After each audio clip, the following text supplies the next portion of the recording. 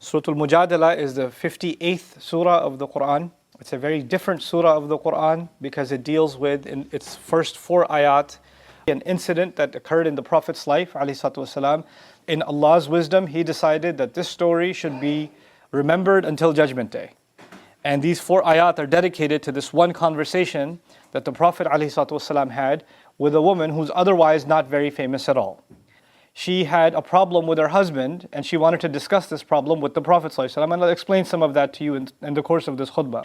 But because of this conversation, and she was complaining about something, and the Prophet ﷺ did not have an answer for her question, Allah had not revealed an answer to him yet, she complained, instead of complaining to the Prophet ﷺ after arguing with him, she complained to Allah. And Allah revealed Quran because of her.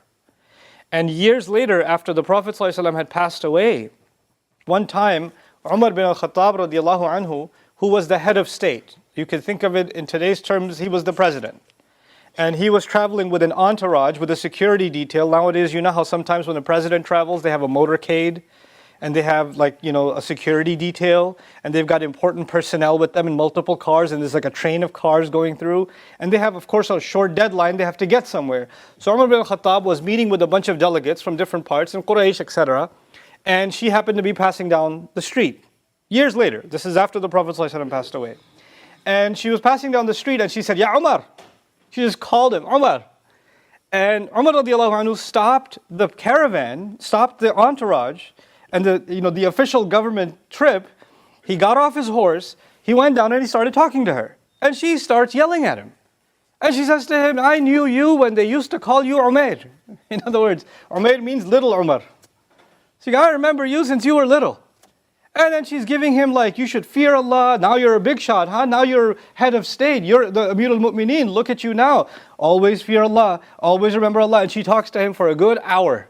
She's giving him a lecture on the street right there. And all his crew, his security, all the other ambassadors that are waiting, they're just standing there waiting until he's done. And he doesn't say a word. And when she's done, then she leaves. And then he says, we can go. And some of his staff came to him and said, Ya Amir al-Mu'mineen, we haven't seen a day like this one. I've never seen something like this.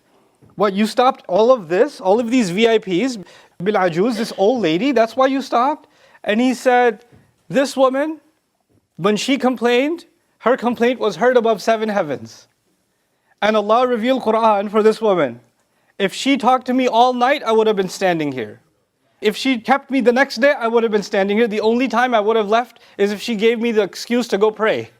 That's the only time I would have left. But otherwise, how am I not going to listen to someone who is heard above the 7 heavens? And Quran comes down for her. Her name was Khawla, radiallahu anha. She had this honor of her memory being part of the Quran that we recite. Just kind of give you an appreciation of how the people before us used to appreciate this wonderful woman.